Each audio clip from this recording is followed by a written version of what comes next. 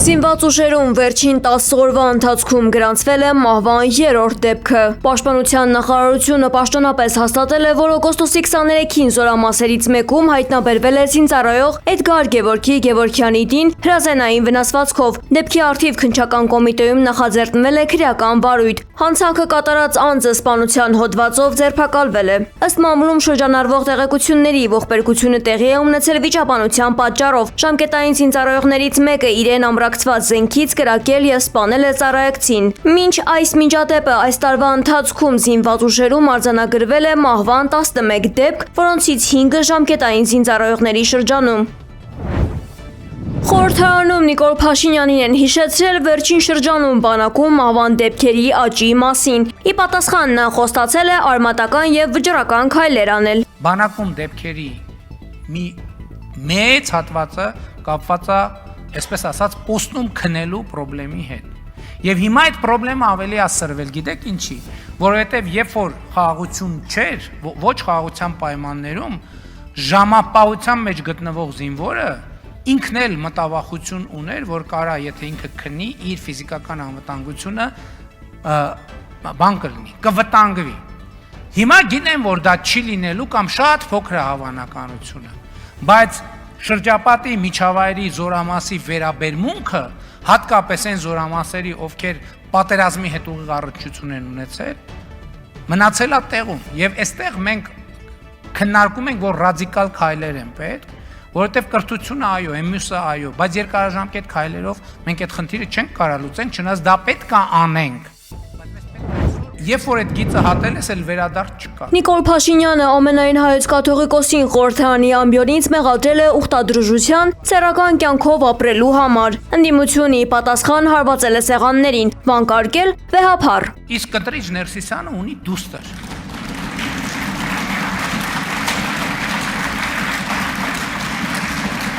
Ավարտեք, վերջացրեք։ Դմփոց այդ փաստը չի կարա ջնջի, հասկանում եք, Կտրիչ Ներսիսյանը աղջիկ ունի։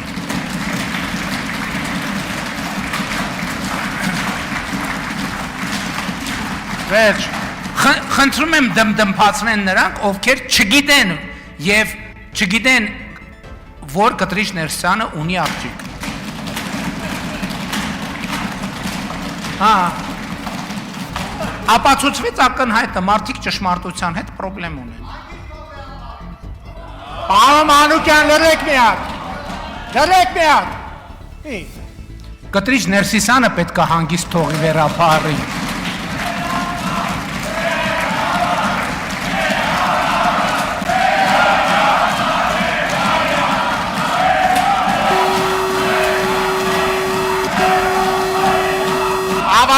Ասենք եթե դες համար սիրուհի ունեցող վեհափառը նորմալ է, ինձ համար որպես հայաստանյա ծառայելական սուրբ եկեղեցու հետևորդ դա սրբապղծություն է։ Պիղծ է ձեր վեհափառը, պիղծ է։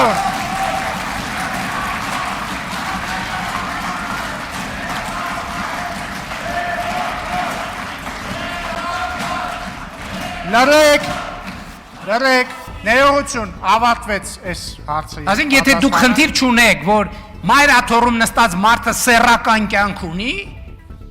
դմփացրեք ինչքան ուզում եք, դմփացրեք։ Պարոն Մանուկյան, ես ձեզ նախազգուշացնում եմ։ Ես ինչքան գիտեմ երեխա ունենալու ուրիշ մեթոդներ, նույնիսկ եկեղեցում չկան, երեխա ունենալու մի մեթոդ կա, այդ սեռական հարաբերություններն են։ Բան կուսակրոնություն եւ ընդ որում ես կարծում եմ, որ բոլոր այդ գիծը հատած հոգևորականները պետք է հեռանան հոգևոր ամենայն հարգանքով, ես չեմ դատապարտում ոչ մեկին։ Я затрудняюсь в понимании того, что значит был бы доволен, если бы его исключили. Կրեմլի խոսնակ Դմիտրի Պեսկովը անդրադարձել է Նիկոլ Փաշինյանի հապկից Հայաստանին հեռացնելու մասին հայտարարությանը։ Եվրամիության անդամակցության ուղին ընտրելով Հայաստանը կբախվի ԵԱՏՄ օրենսդրության հետ խորը հակասությունների, ինչը կվնասի հենց Երևանին, ասել է Պեսկովը։ Անդրադառնալով հապկին Կրեմլի խոսնակը նշել է, որ եթե Հայաստանը այլևս չունի կազմակերպությանն անդամակցելու կարիքը, լիովին ազատ է համապատասխան որոշում կայացնել եւ դուրս գալ դրա կազմից։ Ես կարող եմ վստահ ասել, որ մենք հապկում մեր աշխատանքները չենք ակտիվացնելու։ Այսօր Նիկոլ Փաշինյանը խորհրդարանի ամբիոնից հայտարարել էր, որ շատ գոհ կլինի, եթե ՀԱՊԿ հեռացնի Հայաստանը կազմակերպության շարքերից։ Կազմակերպությունում ի դեպ կանոնադրությունը նախատեսում է նման բան, կարելի է երկրին հեռացնել կազմակերպությունից, ես շատ գոհ կլինեմ, եթե կազմակերպությունը որոշի Հայաստանի Հանրապետությանը հեռացնել հավաքական անվտանգության պայմանագրի կազմակերպությունից։ Մեզ համենայն դեպս կազատի դուրս գալ չգալու երկընտրանքից։ Նիկոլ Փաշինյանը դիմել է Ռուսաստանին հայկական երկաթուղին շահագործելու կոնցեսիան վաճառելու երրորդ երկրի։ Փաշինյանը պնդել է ռուսական երկաթուղիների կառավարմանը հանձնված երասխախուրի երկաթգիծը դուրս է մնում թրիփ ծրագրից, քանի որ արևմտյան գործընկերները հրաժարվում են ներդրումներ անել Ռուսաստանի հետ կոնֆլիկտի պատճառով։ Հայաստանի երկաթուղին ռուսական կառավարման ներքո լինելու պատճառով հիմա մենք կանգնած ենք Հայաստանը միջազգային երկաթուղային ցանցին ինտեգրելու պատմական այս հնարավորությունը կորցնելու վտանգի առաջ։ Մենք չենք կարող մեզ թույլ տալ կորցնել այդ պատմական հնարավորությունը։ Այս է պատճառը, որ Ռուսաստանի Դաշնության մեր գործընկերներին խնդրում ենք ճկունություն ցուցաբերել եւ կոնցեսիայի իրավունքը վաճառել Հայաստանի եւ Ռուսաստանի համար ընդունելի երրորդ երկրի։ Կրկնում եմ, Հայաստանի եւ Ռուսաստանի համար ընդունելի երրորդ երկրի։ Ռուսաստանի մեր գործընկերներին կրկին խնդրում եմ հնարավորինս արագ հասնել այս խնդրի բարեկամական լուծմանը։ Հայաստանի երկաթուղին 2008 թվականից կոնցեսիոն կառավարման պատկանում է ռուսական երկաթուղիներ ընկերության դուստր Հարավկովկասյան երկաթուղի ընկերությանը։ Պայմանագրի նախնական արժեքը մոտ 104 միլիարդ դրամ է գնահատվում։ Եվ սրա համար մենք պետք է Այս ամենի фонին նա հայտարարել է, որ Հայաստանը կսկսի աշխատանքներ Եվրամիությանն անդամակցության դիմում ուղարկելու հարցով։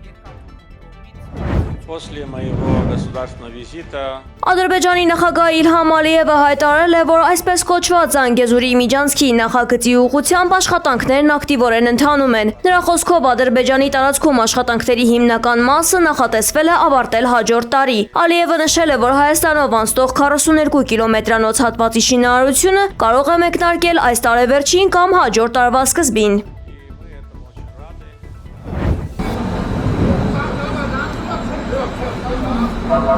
Ավտովթար է տեղի ունեցել Դավթաշեն թաղամասում։ Երեխային դուրս են հանել գլխի վար շրջված մեքենայից։ Զոհեր չկան։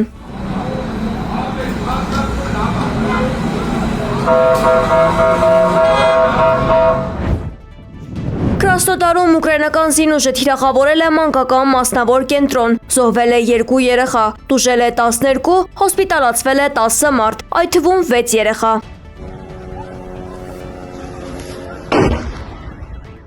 Ուկրաինան անընդհատ թռչող սարքերով թիրախավորել է Ռուսաստանի Կրասնոդարի և Ստավրոպոլի երկրամասերում և Դաղստանում գտնվող Օզոն ընկերության պահեստներն ու լոգիստիկ կենտրոնները։ ԱՑՍ-ի հարվածից հետո խոշոր հրդեհ է բռնկվել Կրասնոդարի լոգիստիկ կենտրոնում։ Հարձակման է ենթարկվել նաև Ստավրոպոլի երկրամասի Նևինոմիսկ քաղաքում գտնվող պահեստը։ Уважаемые снова здравствуйте, конгрессмены, сенаторы. Բելարուսի նախագահ Ալեքսանդր Լուկաշենկոն շնորհավորել է Ուկրաինային անկախության օրվա առթիվ վստահություն հայտնելով, որ Մինսկն ու Կիևը կվերականգնեն փոխշահավետ համագործակցությունը։ Բելարուսի ղեկավարը շեշտել է, որ անկախ աշխարհաքաղաքական ցնցումներից երկու ժողովուրդների ապագա սերունդները կպահպանեն ավանդական բարեկամական ու ազգակցական կապերը, իսկ Մինսկն ու Կիևը կվերականգնեն համագործակցությունը հիմնված վստահության, հարգանքի եւ իրավահավասարության սկզբունքների վրա։ Հյուրընկալ Բելարուսը միշտ բաց է յուրաքանչյուր ուկրաինացու համար, ով գալիս է բարի մտադրություններով, նշել է Լուկաշենկոն։ Հանրապետության ամբողջ տարածքում օդի ջերմաստիճանը կշարունակի բարձրանալ Իրաքից արևադարձային տաք օդի ալիքի ներթափանցման ֆոնին։ Սպասվում է, որ ամենաբարձր ջերմաստիճանները կգրանցվեն հենց այսօր, օգոստոսի 24-ին։ Երևանում, Արարատյան դաշտում եւ Սյունիքի հովիտներում օդի ջերմաստիճանը ցերեկը կհասնի մինչեւ 40 աստիճան տաքության։ Նախալեռներում կգրանցվի 37 աստիճան տաքություն, իսկ լեռնային մարզերում 33 աստիճան տաքություն։ Սրան հակառակ օգոստոսի 25-ից 27-ի երեկոյան, 28-ի գիշերը եւ կեսօրից հետո առանձին շրջաններում սպասվում է կարճատև անձրև եւ ամպրոպ։ Ամպրոպների ժամանակ սպասվում է նաեւ քամուշ գնացում։